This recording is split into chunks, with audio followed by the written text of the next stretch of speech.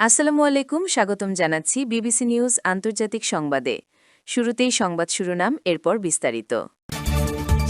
বল এখন ইরানের কোর্টে। মার্কিন অবরোধের ফলে নতুন কৌশলে ইরান, যে কারণে যুক্তরাষ্ট্রকে চাপ দিচ্ছে সৌদি।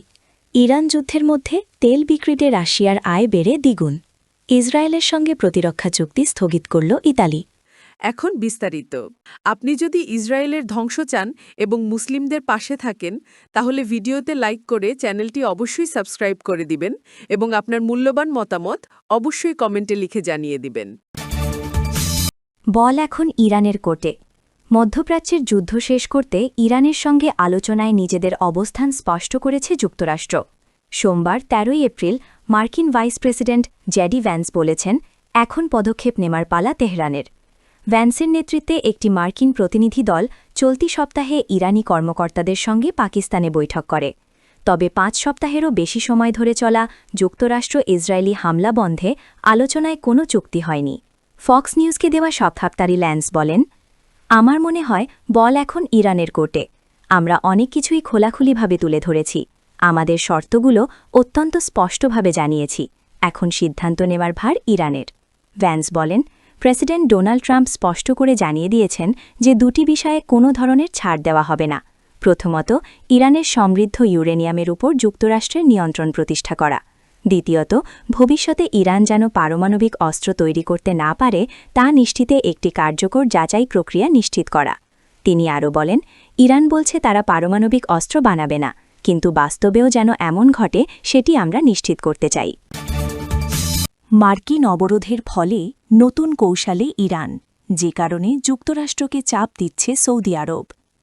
মার্কিন প্রেসিডেন্ট ডোনাল্ড ট্রাম্প নির্দেশিত অবরোধ তুলে নিয়ে যুক্তরাষ্ট্রকে পুনরায় আলোচনার টেবিলে ফেরার জন্য চাপ দিচ্ছে সৌদি আরব। আরব কর্মকর্তাদের মতে, হরমুজ প্রণালী বন্ধ করে দেওয়ার এই মার্কিন পদক্ষেপ ইরানকে আরও ক্ষুব্ধ করে তুলতে পারে, যার ফলে অন্যান্য গুরুত্বপূর্ণ নৌপথগুলোতেও বিশৃঙ্খলা তৈরির আশঙ্কা রয়েছে। মার্কিন সংবাদমাধ্যম ওয়াল স্ট্রিট জার্নালের খবরে বলা হয়েছে, ইরানের পঙ্গু হয়ে যাওয়া অর্থনীতির ওপর চাপ বাড়াতেই মূলত এই অবরোধ।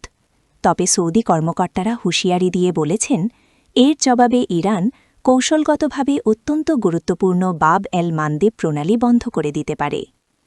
লোহিত সাগরের এই প্রবেশপথটি বর্তমানে সৌদি আরবের তেল রপ্তানির অবশিষ্ট ভরসা। যুদ্ধের শুরুতে হরমুজ প্রণালীতে হামলা চালিয়ে ইরান এই পথটি বন্ধ করে দেয়, যার ফলে বিশ্ববাজারে দৈনিক প্রায় ১,৩০,০০,০০০ ব্যারেল তেল রপ্তানি আটকে গেছে এবং তেলের দাম ব্যারেল প্রতি $১০০ ওপরে উঠে গেছে। এই পথটি পুনরায় উন্মুক্ত করার যে মার্কিন প্রচেষ্টা, সৌদি আরবের বর্তমান অবস্থান মূলত তার সীমাবদ্ধতা ও ঝুঁকিরই বহিঃপ্রকাশ। গত সপ্তাহান্তে ট্রাম্পের বোমা বর্ষণ আর আলোচনার হুমকি যখন ইরানকে দামাতে ব্যর্থ হল, তখন সোমবার থেকে ইরানি বন্দরগুলোর ওপর অবরোধ কার্যকর হয়। হোয়াইট হাউসের মুখপাত্র আনা কেলি বলেন, প্রেসিডেন্ট ট্রাম্প স্পষ্টভাবে চেয়েছেন জ্বালানির অবাধ প্রবাহ নিশ্চিত করতে হরমুজ প্রণালী যেন সম্পূর্ণ উন্মুক্ত থাকে। প্রশাসন নিয়মিতভাবে উপসাগরীয় মিত্রদের সঙ্গে যোগাযোগ রাখছে, যাতে ইরান যুক্তরাষ্ট্র বা অন্য কোনো দেশকে জিম্মি করতে না পারে। ইরান যুদ্ধের মধ্যে তেল বিক্রিতে রাশিয়ার আয় বেড়ে দ্বিগুণ। মধ্যপ্রাচ্যে চলমান যুদ্ধের প্রভাবে বিশ্ববাজারে জ্বালানির উচ্চমূল্য নিয়ন্ত্রণে রাখতে মস্কোর ওপর আরোপিত নিষেধাজ্ঞা শিথিল করায় মার্চ মাসে রাশিয়ার তেল রপ্তানি আয় প্রায় দ্বিগুণ বেড়েছে।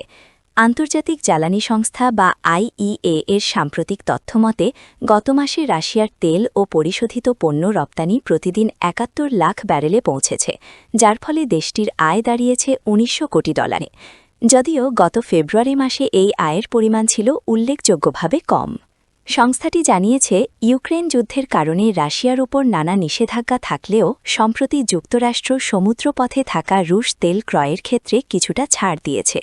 এর ফলে রাশিয়ার অপরিশোধিত তেলের উৎপাদনও গত মাসে বেড়ে প্রতিদিন গড়ে ৮৯.৬ লাখ ব্যারেলে দাঁড়িয়েছে। এর আগে কঠোর নিষেধাজ্ঞার কারণেই রাশিয়াকে অনেক কম দামে তেল বিক্রি করতে হতো, কিন্তু বর্তমানে এই ছাড়ের সুযোগে তারা বাজারে স্বাভাবিক দামের কাছাকাছি মূল্যে তেল বিক্রি করতে পারছে। এর ফলে ২০২২ সালে ইউক্রেন যুদ্ধ শুরুর পর ফেব্রুয়ারি মাসে দেশটির আয় সর্বনিম্ন পর্যায়ে নামলেও মার্চ মাসে তা ফের বড় ব্যবধানে ঘুরে দাঁড়িয়েছে। ইসরায়েলের সঙ্গে প্রতিরক্ষা চুক্তি স্থগিত করল ইটালি। ইসরায়েলের সঙ্গে বিদ্যমান প্রতিরক্ষা চুক্তি স্থগিত করার ঘোষণা দিয়েছেন ইটালির প্রধানমন্ত্রী জর্জিয়া মেলোনি। মঙ্গলবার ১৪ এপ্রিল ভেরোনায় সাংবাদিকদের সঙ্গে আলাপকালে তিনি এই গুরুত্বপূর্ণ সিদ্ধান্তের কথা জানান। একই সঙ্গে মধ্যপ্রাচ্যের বর্তমান উত্তেজনাপূর্ণ পরিস্থিতিতে উদ্বেগ প্রকাশ করে মেলোনি বলেন, হরমুজ প্রণালী পুনরায় উন্মুক্ত করার জন্য সম্ভাব্য সকল প্রচেষ্টা চালিয়ে যাওয়া অত্যন্ত জরুরি। আন্তর্জাতিক নৌ চলাচল ও নিরাপত্তার স্বার্থে এই জলপথটি সচল রাখা আবশ্যক বলে তিনি মন্তব্য করেন।